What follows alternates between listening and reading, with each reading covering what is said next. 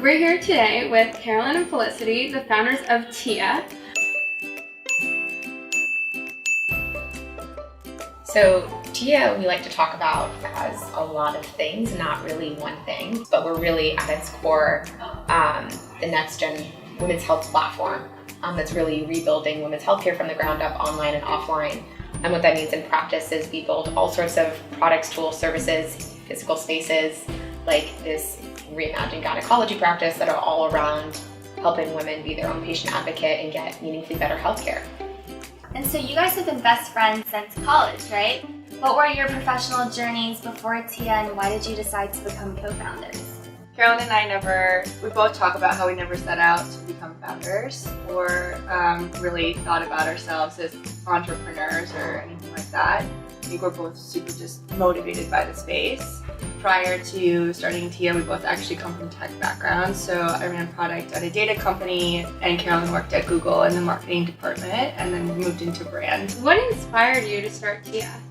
So Felicity and I came at this space first and foremost, obviously as women, but as patients. Both had our fair share of women's health struggles and challenges navigating healthcare, which kind of led to many light bulb moments for us that said, if we can't figure this out, how does anybody figure this out? And really approach the space saying, what would we build? What would healthcare look like if we got to design it? And so it really came out of our own pain points of the healthcare system. You guys have kind of described yourselves as healthcare's wing woman. What does that mean to you?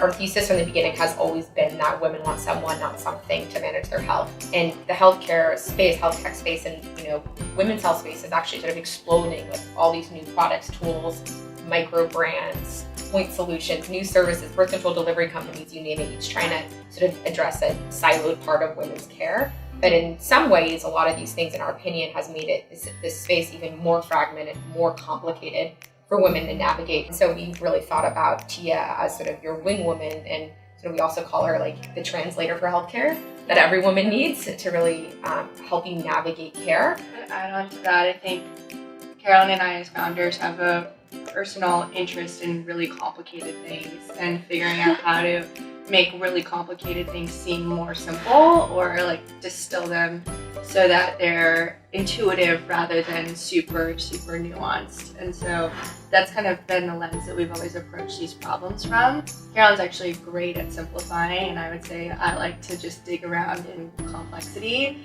And so pairing us together gets to an endpoint where I think we can help people really understand and navigate what is an overly complex world. And like a huge part of what you're doing is the technology innovation. And so can you talk more about the role of tech in these traditional non-tech industries like healthcare? Tech is coming into healthcare more and more every day. I think there's so many opportunities for technology in healthcare.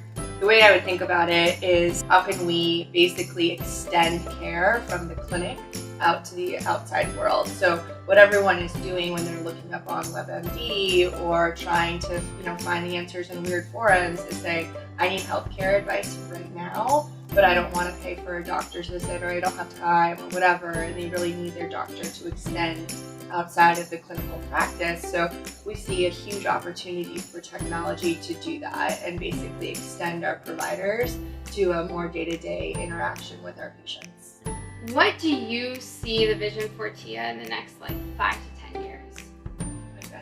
So my favorite way to think about this is more anecdotally, and sort of this idea of mind share and how what do women do, not just in New York City, but in Columbus, Ohio, or Texas, or anywhere, when they have a health question, need, concern, fear, anxiety, what have you. Our vision for TIA is, in 5 years, we hope women, ask TIA and just take care of the rest. We can help you, whether that's a reproductive healthcare issue, or a mental health issue, or an insurance question, or what have you. It's just as simple as, I'm a woman, I need care, and I ask TIA, and she takes care of the rest. And our last one, what is one piece of actionable advice you have for aspiring female tech founders? Don't think or plan too much, just start making. I think women have a tendency to plan and want to have it all figured out before you start. And if you can't plan as an entrepreneur in that regard. You just have to go and have like be willing to follow the breadcrumbs that unravel or whatever it is, like that you never, just sort of follow your intuition, follow the data, follow the feedback, and see where it takes you, and be willing to not know what's ahead. The one that I always say to people is go start sharing your idea and just get feedback. Like talk to your friends, talk to your prospective users, talk to people that you don't think have any relationship to the idea at all, and get their feedback on it and see what other kernels or things you can drive out of those conversations. Thank you both so much for having us. It was really amazing people to share your story and hear about the future of TIA. Absolutely. Thanks for coming by. Yeah. See you at Clinic. Woo! Thank you.